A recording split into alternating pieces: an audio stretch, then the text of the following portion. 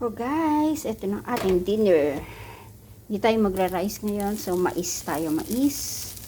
Yan. Nabili lang natin ito sa labas. Only 35 pesos. So we're gonna eat this together with, lagyan natin ng cheese at saka repolyo.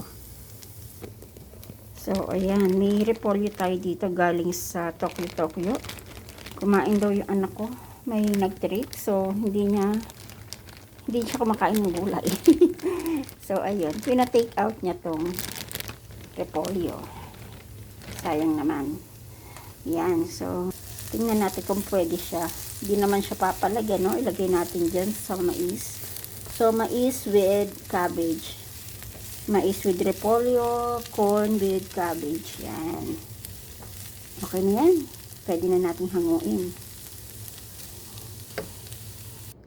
So, yan guys. Ito na yung ating masarap na dinner. Yan. Sarap, diba, oh? Nag-invento tayo ng mais with repolyo or corn. Corn with cabbage. Yan. Nakikita nyo ba? Yan. Tapos lalagyan natin siya ng cheese. Oh, yan na yung ating hapunan for tonight. Diet kasi tayo. Masyado na tayong over sa rice.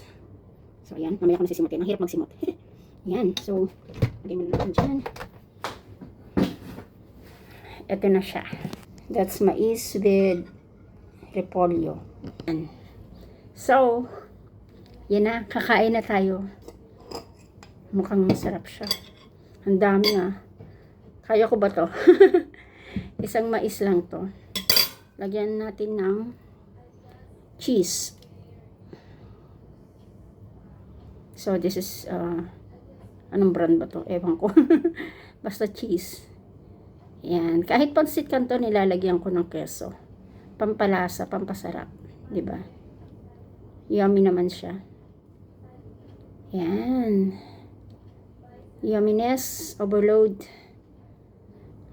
Tama na yan. Baka magtain naman tayo. Sobra sa cheese. Okay.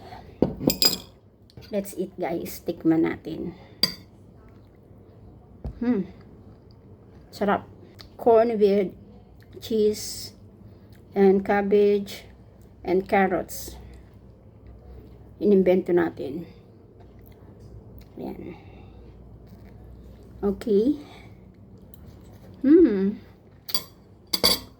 Sarap.